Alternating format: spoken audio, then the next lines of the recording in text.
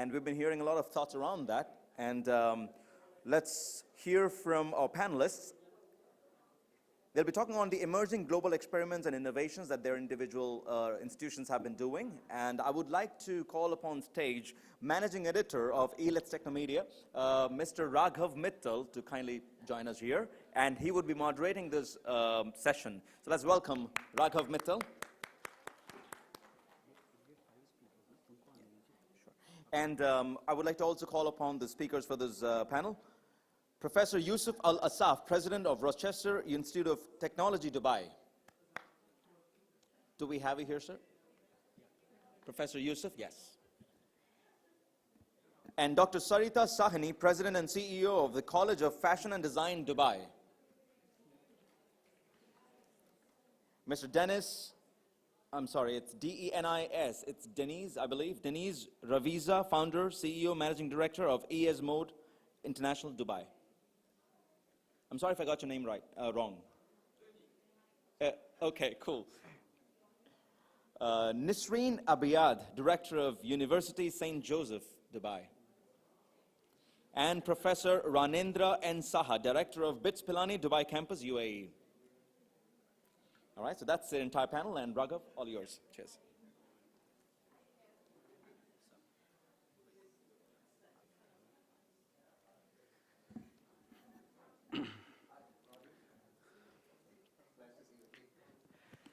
So thank you, our esteemed panelists on the dais. We would keep this session quite sweet and very succinct.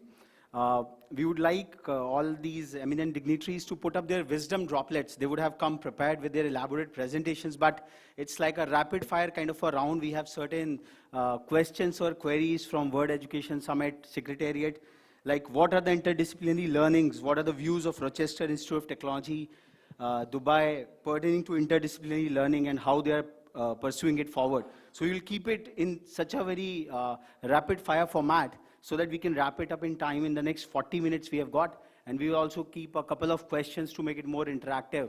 A Himalayan institute can learn from what BITS Pilani Dubai is doing in UAE. So we'll start probably with Dr. Sarita Sahani, who is the President and CEO of the College of Fashion and Design, Dubai.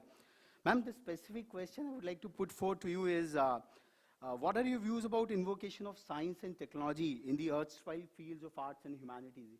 You are somewhat handling fashion. So how science and technology is coming through in the domain of fashion and how it's progressing? Maybe your views.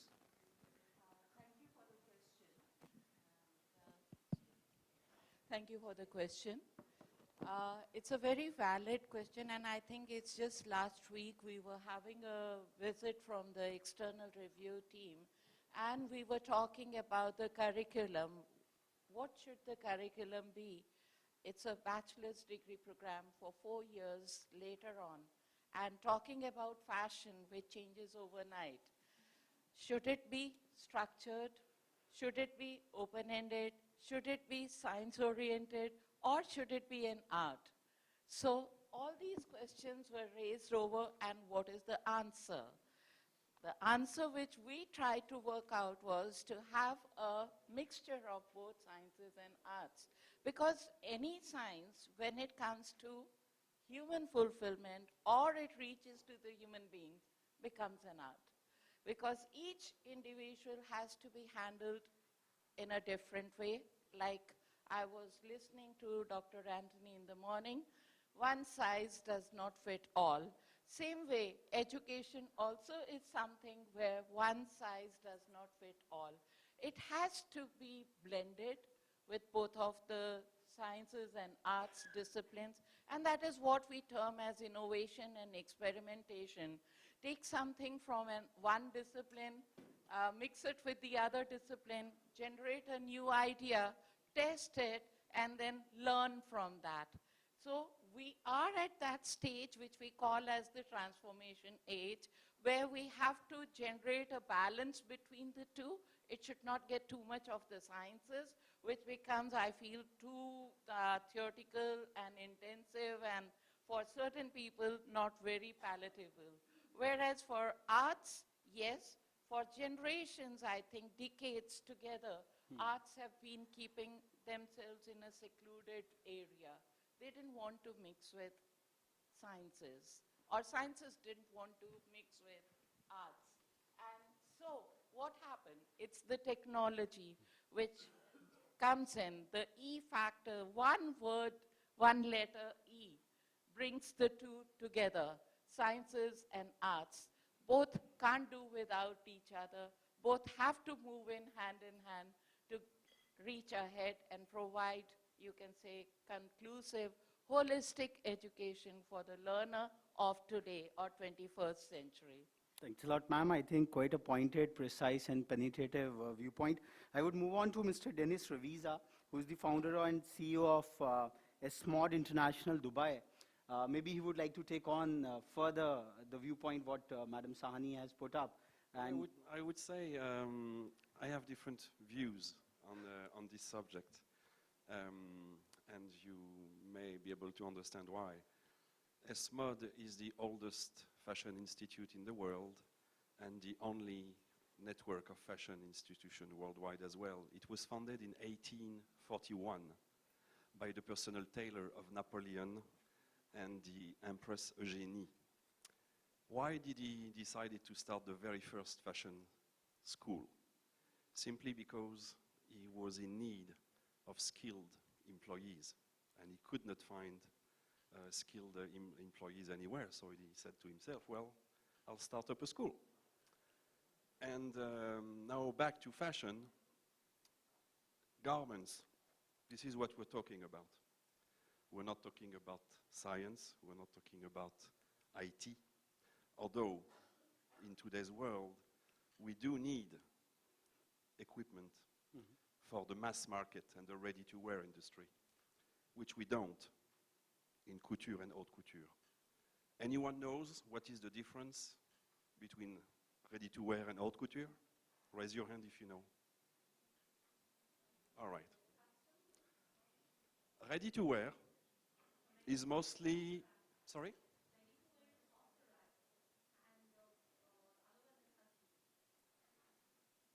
We can say that, but technically, and using IT, ready-to-wear are garments. All of us here are wearing ready-to-wear. Ready-to-wear garments are made with sewing machines. Ultimately, fabrics are cutted using computers and softwares. This is what ready-to-wear is. Couture and haute couture, which is, by the way, regulated in France by a regulating body, sewing machines are not allowed. Every single thing has to be made by hand. So here we are in a world where we all need to wear garments, don't we? And we all want to look good. And we are, most of us, we have a budget, let's say. And even though if we don't really want to follow fashion, we have to anyway, because what are in the stores are dictated by trends.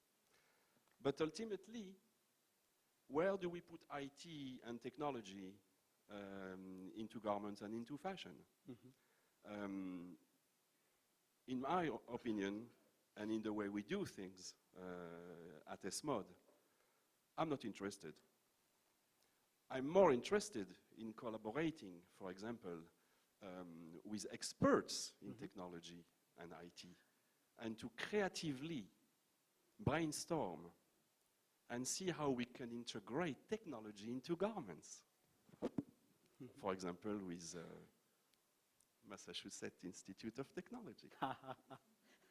That's interesting because then technology becomes creative for an objective which reaches fashion. Now, teaching students using IT, technology, fashion, no. The way we teach at ESMOD, and it has always been like this, and I want it to always remain like this. It is based on examples. We don't tell students what to do. We do it in front of them. It's demonstration-based. Our program is 100% hands-on and practical. You cannot learn anything if you're not in class. You're learning with masters, with your hand, with an haute couture mannequin, customized for them in France. And step by step, there's a demonstration, and the teacher repeats the demonstration visually until students understand. Then they go back to their mannequin, and they move on. Even exams, there is no paper to write. There is no case studies to write. We are like in a huge design studio, like it is in the industry. And the exam, because there are exams, it's actually having to make a garment. Have I answered your question? I don't know. For the history, the founder of ESMOD, Mr. Alexis Lavigne, is the inventor of the couture mannequin, the bust, and he's the inventor of this, the supple measuring tape for couture. And I much prefer using this to measure something than a computer. I think it has opened up a vast variety of questions out here amongst the audience as well, and that's quite interesting. I would now request Professor Assaf to take on, and maybe from a technological perspective, how do you feel that the interdisciplinary learning can be accentuated even in the softer domains like fashion, and how technology is helping it out, the interdisciplinary aspects of it? Well, definitely we don't do fashion, but we like fashion, and we are not as colorful as Denis. I think we have an issue here because at the end of the day, our students, they have to graduate and find jobs. And students, I think, I'll come back to your question, but I would like to make this introduction. I think linking schools with universities with industry is a must. Otherwise, the cycle is broken, and you will end up with students with a degree, and they spend 1 year to find a job. And in this country, they spend 1 year to find a connection to find them a job. So I think we should really bring the school, and the only way we can do it is where universities, they go out to the schools and tell them, look, this is what you will see in the future, be ready for it. And you bring industry into the university, and we tell students at the university, this is where you have to be working, and you will not be able to work unless you become innovative. But innovation, you cannot sit in a room and suddenly, a bulb comes and you become innovative. You have to meet with the people who are doing it.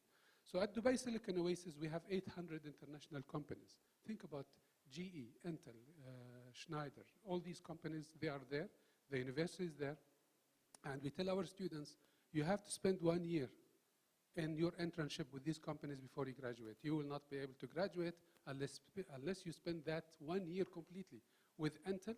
And we'd ask Intel, this is an employee. You have to give them innovative, you have to give them ideas, you have to make them become creative.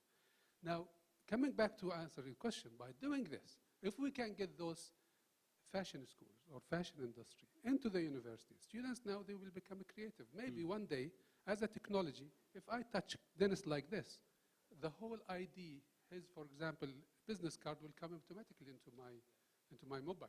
Maybe he can design something together that will make you hot. I mean, you heat you if you are cold and the other way around. There are so many things we could be creative. But at the end of the day, we need to get people the chances in order to become creative. So I think if Denis doesn't like, for example, to teach their students technology, fine, because maybe they have to focus on the actual thing.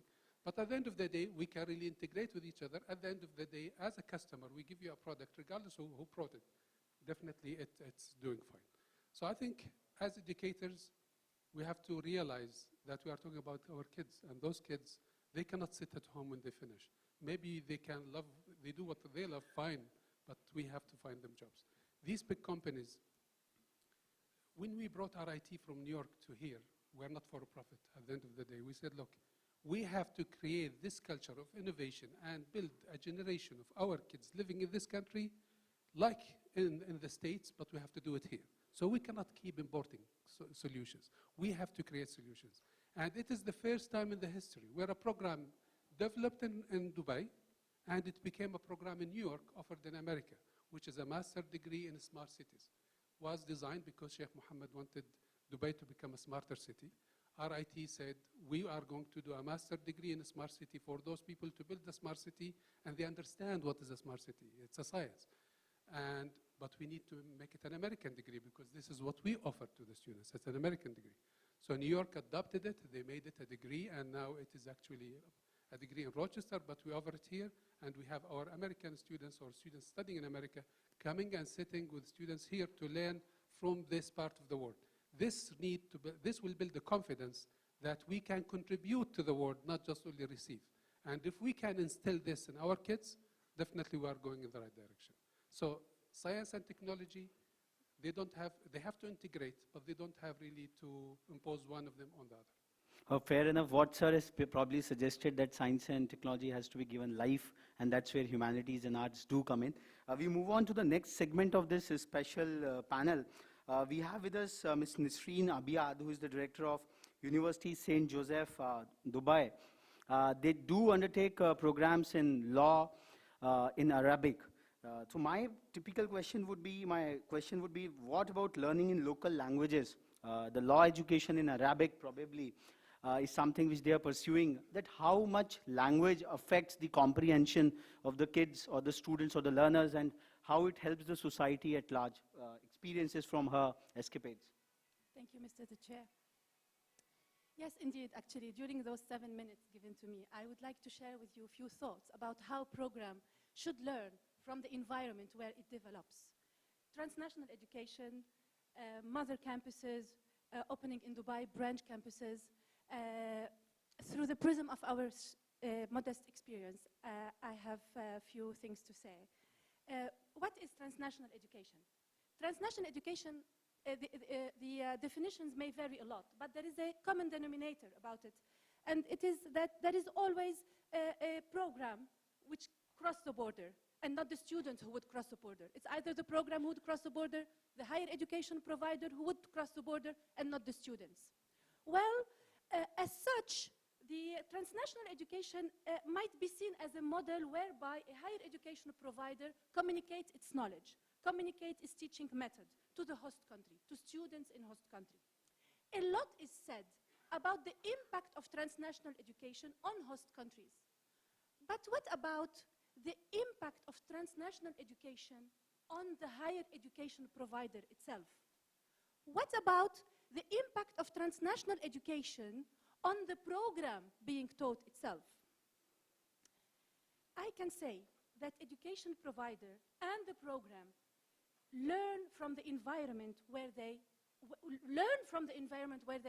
develop as much as they do educate from their side.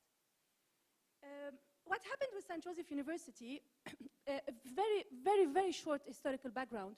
St. Joseph University of Beirut was established in Beirut in Lebanon in 1875. It's 140 years in university now. It opened a branch in Dubai in 2008 in order to offer a law program. A law program, this was framed under a cooperation with the Emirate of Dubai. This collaboration was seen as a great opportunity to bring the prestigious law old program, the Faculty of Law is 102 years old, this program to Dubai. But what happened? How this program reached Dubai, actually? Very quickly, the School of Law in Beirut understood that the specificities of the subject of law makes it very difficult, makes it impossible to transfer the program per se, even with changes, even with unavoidable amendments to it. Perhaps for other programs, perhaps for economics, math, engineering, maybe the transfer would have been easier because by nature the program is more global. The core focus of the Beirut School of Law on Lebanese law and French law, because we were under French mandate, was not relevant to the United Arab Emirates. The law program had to focus on Emirati laws. The law program in Dubai had to analyze decisions from Emirati courts, local courts, federal courts. The law program had to have regional perspective pertaining to the GCC, not to the regional perspective in Beirut. All this, even the language taught the language used in this program was not relevant to the United Arab Emirates. The faculty members engaged in this program had to carry out a tremendous research project in order to build a program, a curriculum adapted to the UAE, but in the same time keeping the same teaching methods, the same academic value, the same legal reasoning signature of the University of Beirut. The program today has the same academic value, the same recognition as the program in Beirut, but in the same time is customized to fit with the specificities and the needs of the United Arab Emirates.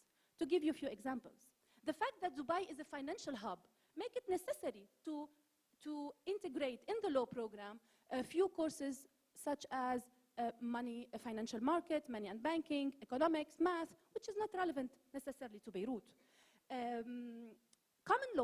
Common law being used in all the international arbitrations make it important to teach common law in the 4 years in the curriculum. Sharia law, Sharia has a significant place in the Constitution of the United Emirates, and this has to be reflected in the curriculum, especially that we are teaching law. The language is also different. Where in Lebanon, the law program is taught 90% in French and 10% in Arabic, in Dubai, the program has to be taught 90% in Arabic and 10% in English, and we hope to continue developing the English side. So in conclusion, an analysis of transnational education through the experience of the Dubai branch of St. Joseph University shows that transnational education cannot be seen from a unilateral perspective. Transnational education has to be a bilateral educational relationship in which the higher education provider and the program have to deeply understand the environment in which they develop and to continue developing. I think very relevant perspectives Madam Abiad has put across. Contextualizing of the global education has to be very, very relevant to evoke excellence. Now this takes on to the next aspect, the next quest, solving local problems in a globalized era. What is increasingly going is the era of globalization. So I would put forth this question to Professor Saha, who is the director at BITS Pilani Dubai campus, as to how the different contextualizations in even technology and engineering are being impregnated into the students of BITS Pilani Dubai campus. Okay, your question is having two parts, I understood if I'm correctly. One is how technology has been used, another is how to solve the local problem. Okay, just first thanks to you for giving me opportunity and providing this platform. Before I go to the question, quickly I tell you that BITS Pilani, because this answer is related to what is BITS Pilani today. BITS Pilani, you probably know that one of the topmost institutes and the top private institutes in India. It has 4 campuses, 3 campuses in India. Pilani is the mother campus, Goa, Hyderabad, and Dubai campus. But it was created the first 2000 as a first campus out of the Pilani. And then it was 2004 is the Goa and Hyderabad.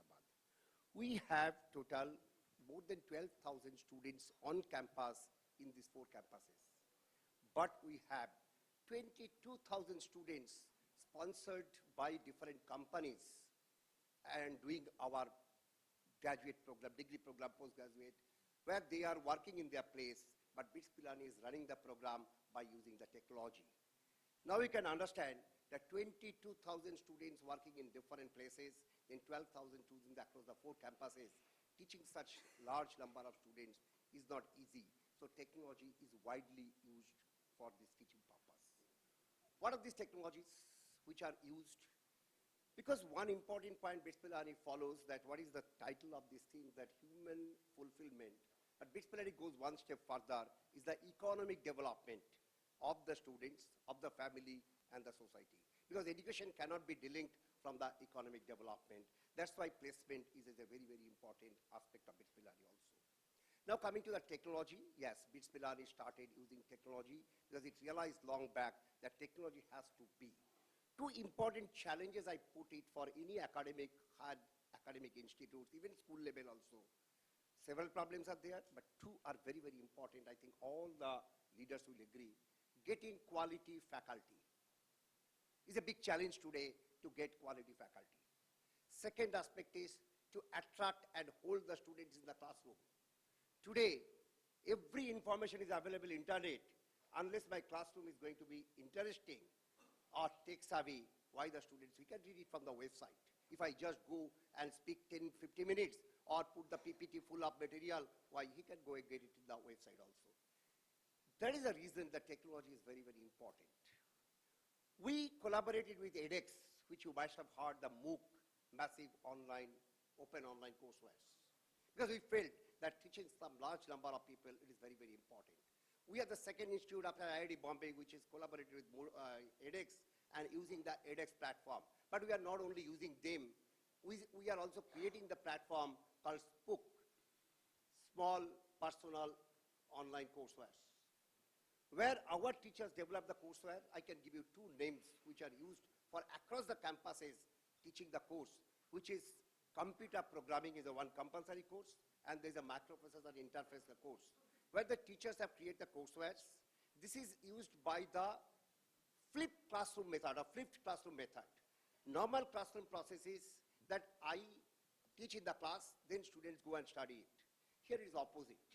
Videos are available in the website, which is specifically for intermediates.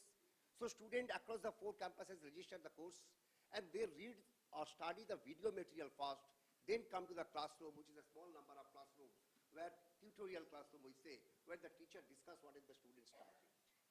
This is the approach. Then we have a very good 160 to 180 capacity of telepresence, Cisco telepresence classrooms, which are available in all 4 campuses to teach across the campuses. Now today, I tell you, today's only one problem. I had a problem in a particular course to teaching because faculty is not there. Now what I do it, I have a faculty in Goa. I have contacted them that Goa teacher will be teaching through the telepresence, and when my students will be sitting in my Cisco telepresence classroom and using that classroom, and the teacher from the Goa campus will be teaching. That way several, so that means if I do not have an expert in a particular area, I can take the help of the Goa campus or Pilani campus expert. Same way, it is not the one way. One of my faculty teaching a course who is expert in any program, he is using that one. I think technology has a very, very important role to play. Even I tell you the one simple problem we faced, solved it in 2004, is the online admission test. BITS Pilani today get 200,000 applications for 2,200 seats in Indian campuses. How do you conduct the test for a large number? Like IIT? No. We created an online test where it is happening in 30 days period of time in across the 60 centers of in India. Student can choose the date, choose the time, choose the location, and appear in that examination. And immediately at the end of 3 hours examination, student can know what is the score he has got. It is a open system, it is a transparent system, not like IIT where you do not know what is the student has scored it. I think this is where the technology is there. I'm giving you another, you have asked for the humanities and arts. We have a language lab for teaching the humanities course. There is a compulsory 3 minimum humanities course, every engineering student has to do it. Now how do I teach the humanities courses? We have a language lab, we have a media lab, where the students are asked to practice several of the humanities aspects there, and it is helping in the teaching of that one. Now the second point, which is in the local problem. Today I tell you first of all, no problem is a local problem, I'll say it is a more of global problem, but the localized condition may be there. But all the problems, all of you agree, is a complex nature which requires interdisciplinary approach. So I give the example again. There is this UAE has given a special importance of Islamic economy. Because 2 years back, they also knows that DISC, KHD, everyone said, no, we have to create the more manpower on the Islamic economy because UAE, Dubai is particularly interested to be world leader and Islamic economy. Probably in India, it has not much of relevance. But BITS Pilani created a course on Islamic economy. But because it is a one Senate, one university, we had got it approved as an elective course, which can be taken by the students in India also, but it is a more relevant to the Dubai campus. So Dubai campus is offering that Islamic economy course to the all engineering students. Keep in mind, we do not have any humanities and other program. So engineering students, our MBA students are doing that Islamic economy course for betterment of the economy development because the students will be working over here or maybe globally. So this is a localized need, but solved in a global way. That is the way the BITS Pilani is working. It has a flexibility.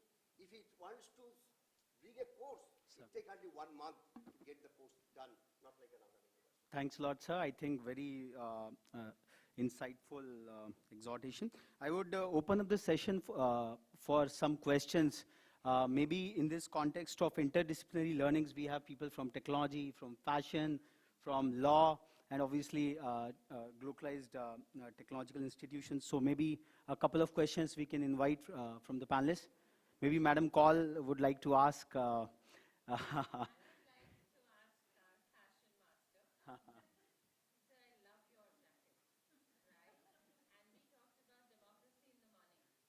Ma'am, could you repeat that? Could you repeat that? No, for the camera. Thank you. You want I my just jacket? said I want to put a, I want to put a question to the fashion master, and I'm sure my size doesn't fit yours, so I won't be borrowing it from you. But tell me, I mean, on a serious note, that we're talking about democracy and we're talking about equality, right? And made to order, and it's only for you. How does that concept gel with when you have to reach out to masses? Because fashion is something which is seen, which is visible, and which is followed.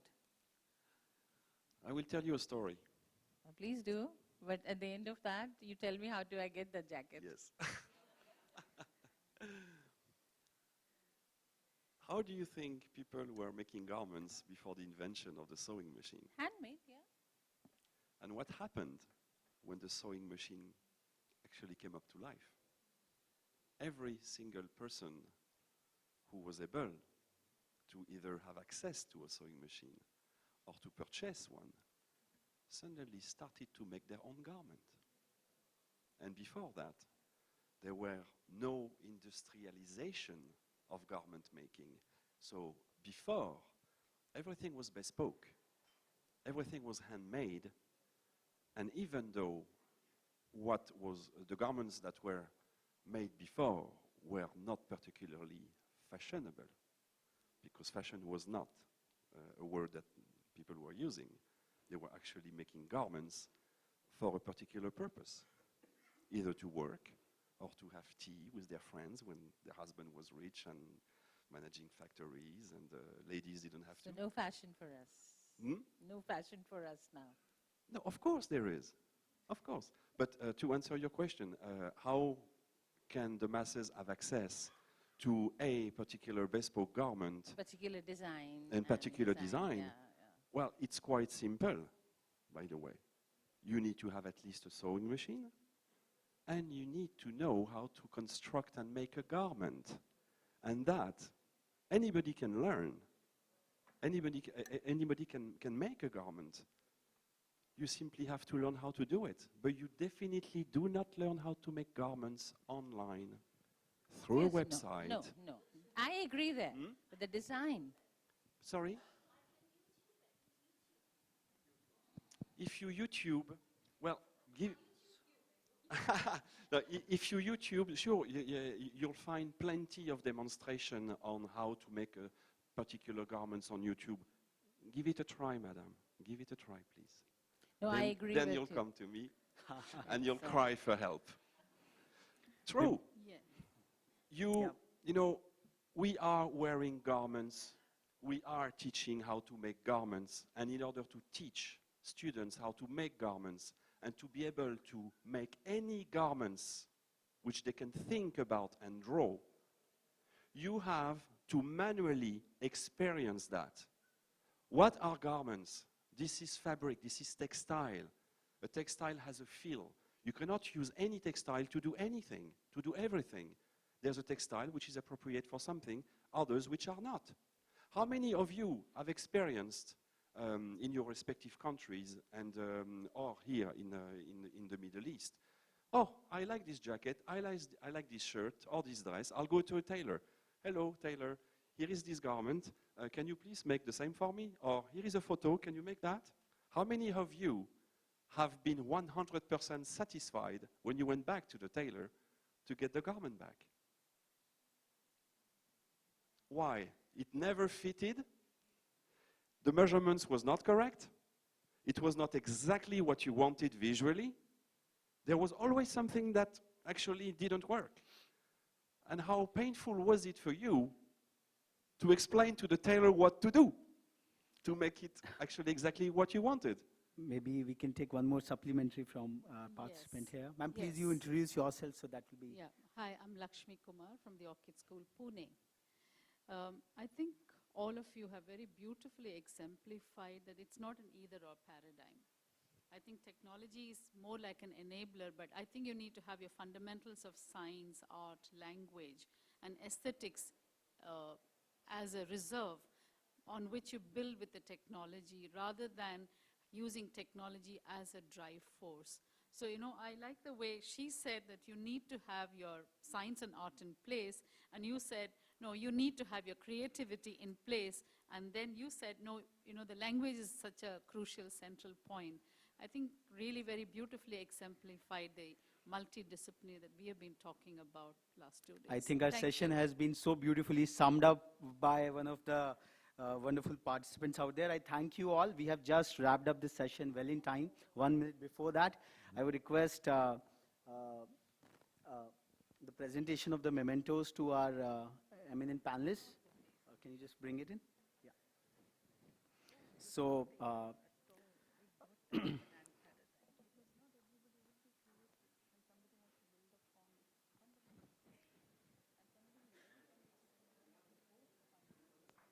like to present it, Dr. Saha.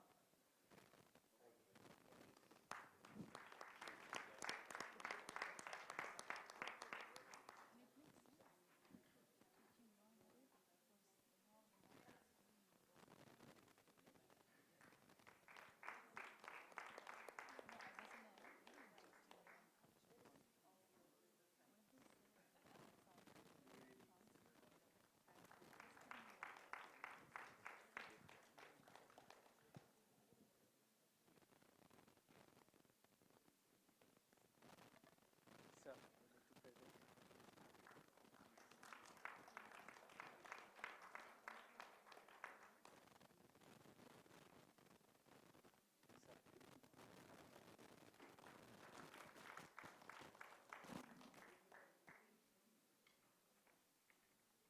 I thank you all the wonderful panelists who have really given a direction as to how to fulfill the human fulfillment, the emerging global experiments and innovations in that, where in a modern emerging era we need systems, products and services to really fulfill the globalized human